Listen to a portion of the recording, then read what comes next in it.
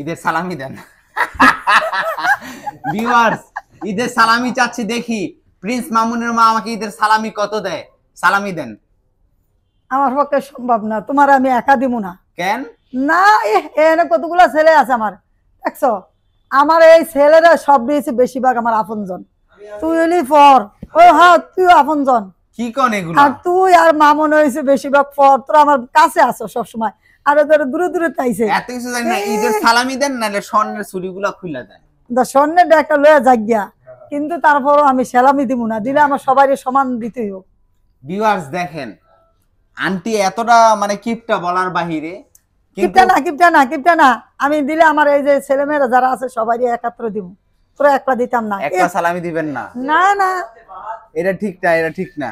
তোরা আমি একলা দিতাম না। 100 টাকা তো দিবেন, কি দিবে? ফার্স্ট টাকা তো দিবেন না, ফার্স্টিয়া দিলে অগো ফার্স্টিয়া দিব, তোরও ফার্স্টিয়া দিব। আমি কিন্তু আমি এদের ভিডিও কিন্তু সাইডা দিমু যে দেখবো যে মামুনের মা কতটা কিপটা। আরে তুই সার গা, সার বেশি করিয়া, সমস্যা নাই। কেলিকে আমার যে সার্ভিস যারা দেখবো, অগো সালামি না দিয়া তোরা আগে দিতাম না। চিন্তা করছো আল্লাহ, এই নারায়ণগঞ্জ থেকে 4 ঘন্টা জার্নি করে এখানে আসছি, আমি জানি 1000 টাকা তো পামু, সালামি নাই। তার মানে এটাই বোঝা গেল আন্টি হচ্ছে দূরের মানুষগুলাকে ভালোবাসে, আমরা কাছের মানুষ আন্টির আমাদেরকে আন্টি ভালোবাসে। না না, কাছের মানুষ তো সব সময় কাছে পা কাছে থাকে। ছাড়তাম না সালামি না দিলে। পা ধরে বয়ে থাকনে বেশি করে তো বেশি করে সালামি তো। দিতেইব, কিন্তু দিতাম না, আমি দূরের দূরে আগে দিব। বেশি না, 5000 টাকা দিয়ে দেন। ফার্স্টেও দিতাম না, ফার্স্টটা দিতেন না? ফার্স্টেও দিতাম না, ফার্স্টে বলে দিত না, চিন্তা করছো? তুই আরো দিয়া যা। আমি হইলাম ফকির, আপনারা তো দেখেনি রাস্তায় ফকির সে যাবার টাকা পয়সা নাই দেখা। আমি একটাও দিতাম না, আমি আগে দিলে আমার যে দূরে দূরে যে ছেলেরা আছে, আমার মেয়েরা আছে, অগো দিমু আগে, তারপরে তোরে দিমু। চিন্তা করছো? আমি ফার্স্ট ছাড়তামই না, দুইটা রাখলাম। ধরে দেন সালামি দেন, ফার্স্টে তো দিবেন। একটাও দিতাম না, তোর দিলে বড় ওরা আবার রাগ করবো, কবে কি আপনি না কইছেন যে আমাকে না দিয়া ইমরানের দিবেন না, কিন্তু ইমরানের দিয়া লাইলেন, তাহলে আপনার কথাটা তো মিছা হইলো। এটা না ঠিক না আন্টি। দিতাম না, দুইটা একটাও না। পার্স সিরিয়াস আমগা, পার্সটা কো মোবাইলের নাই, আমার সব এই কোটে রাখিয়া দিয়েছে চুরি করে।